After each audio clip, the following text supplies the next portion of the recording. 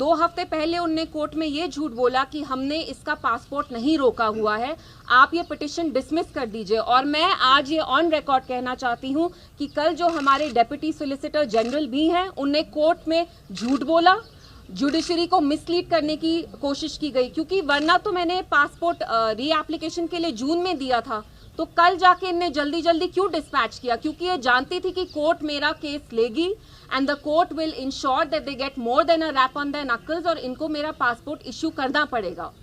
और जैसे मैंने कहा, बात मेरी ही नहीं है, मैं बाकी लोगों के लिए भी बात करती हूँ। यहाँ जो चल रहा है, जो धांधली चल रही है एलजी एडमिनिस्ट्रेशन में, इतने स्कैम्स हो रहे हैं, जाके देखिए आज जम्मू में फायर एंड इमरजेंसी सर्विसेज की जो रिक्रूटमेंट है उसमें स्कैम चल रहा है। जम्मू में लोग आ गए हैं, यंग हमारे बच्चे हैं, बच्चियां हैं, लड़के हैं, लड़कियां हैं, दे ऑल अनएम्प्लॉयड। जेएनके में the unemployment rate has cross 40%।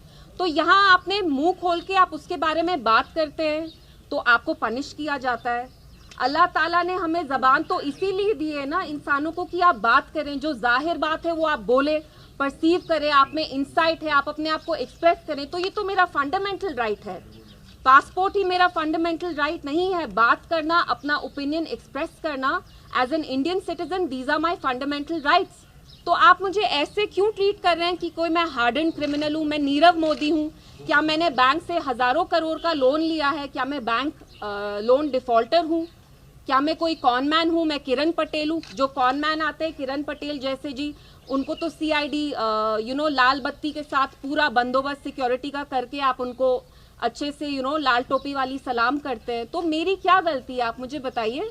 और कश्मीरियों का क्या कसूर है? यहाँ पे तो हमने बात हम ये कहते हैं कि यहाँ गलत क्या चल रहा है, उसमें भी आपको प्रॉब्लम है। जर्नलिस्ट के साथ आपको प्रॉब्लम है, स्टूडेंट्स के साथ आपको प्रॉब्लम है। खुर्रम परवेज, फहाद शाह, सजाद गुल, इरफान महराज, कितने लोगों को आप जेल में डालेंगे?